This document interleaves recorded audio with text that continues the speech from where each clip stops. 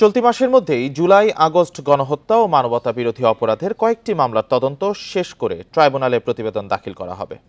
রোববার শুনানির সময় আদালতকে এই তথ্য জানান প্রসিকিউটররা।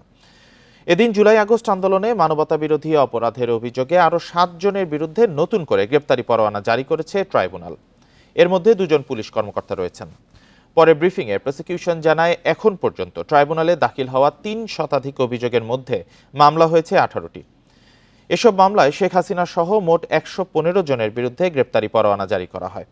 এর মধ্যে আওয়ামী লীগ সরকারের সাবেক ১২ মন্ত্রী সহ ৩৫ জনকে গ্রেপ্তার দেখিয়ে কারাগারে পাঠানো হয়েছে। গ্রেপ্তার করা যায়নি এখনো ৮০ জনকে।